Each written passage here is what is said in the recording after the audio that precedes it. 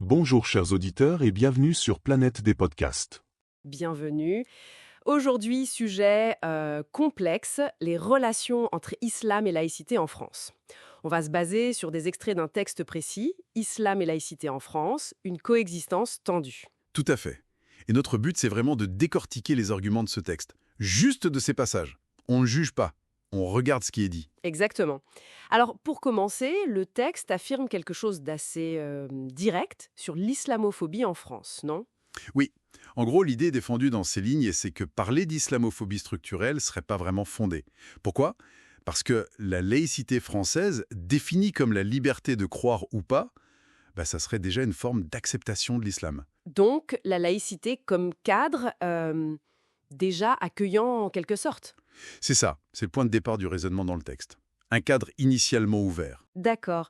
Mais très vite, le texte change de perspective, il me semble. Oui, il retourne la question. Il demande, bon, la France accepte l'islam via la laïcité, mais est-ce que l'islam, lui, accepte la France et cette laïcité ? Et la réponse donnée dans ces extraits est plutôt Négative. Clairement négative dans le texte. pourquoi ? Quelle est la justification avancée ? Alors la justification donnée s'appuie sur l'idée d'un Coran qui serait non négociable. Selon cette vision des choses, un musulman, qualifié de vrai musulman dans le texte, il aurait du mal à accepter pleinement une société laïque sans contredire sa foi. Ah oui, je vois. Et ça irait plus loin même. Oui, l'argument développé, c'est que le but de ce croyant serait même de transformer son environnement pour qu'il soit conforme au Coran. Ce qui, évidemment, Créerait une tension directe avec la liberté de conscience que la laïcité est censée garantir. Logique selon cette perspective. exactement. Et c'est là que le texte aborde la question des concessions. Oui, cette idée de pourquoi ce serait toujours aux non-musulmans de s'adapter au nom de la laïcité, pourquoi pas l'inverse ? Voilà, le texte interprète ça comme une démarche consciente d'expansion de l'islam. Il va jusqu'à dire que le discours sur le respect, tout ça, ce serait juste une tactique. Une stratégie, quoi. Une tactique. Avec quelle idée derrière ? L'idée, toujours selon ces extraits, que l'islam serait au-dessus de tout, que la laïcité serait utilisée quand ça arrange, mais que ces principes ne seraient pas appliqués en retour. Par exemple. Le texte cite le manque de concessions faites aux non-musulmans ou sur la liberté des femmes, telle qu'on l'entend ici en France. D'accord. Ensuite, le document s'intéresse aux motivations de la présence musulmane en Europe. Qu'est-ce qu'il en dit ?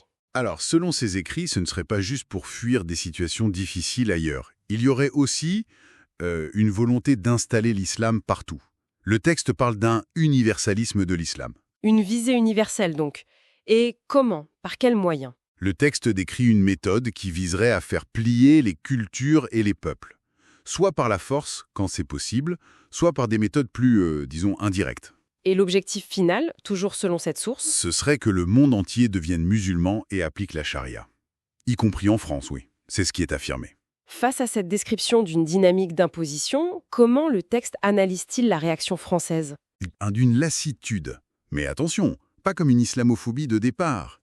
Plutôt comme une réaction à cette manière que l'islam aurait de s'imposer, de demander toujours plus de concessions. Et il fait une comparaison, je crois. Oui, il compare avec la situation dans certains pays musulmans, où, d'après le texte, il y aurait très peu de place pour les autres religions et où quitter l'islam serait très grave, voire puni. Et la conclusion qu'il en tire ? Que la tolérance de l'islam ne serait qu'une question de rapport de force. En gros, l'islam tolérerait seulement quand il n'est pas assez fort pour imposer ses règles. Bon, si on résume. Ces extraits de Islam et laïcité en France nous peignent un tableau assez tendu. D'un côté, la laïcité qui offre la liberté. De l'autre, une vision de l'islam, telle que présentée dans ce texte précis, comme étant par nature expansionniste et peu portée au compromis sur ses fondamentaux. C'est exactement ça. Et il faut vraiment insister là-dessus. On a juste exposé les arguments de ces extraits.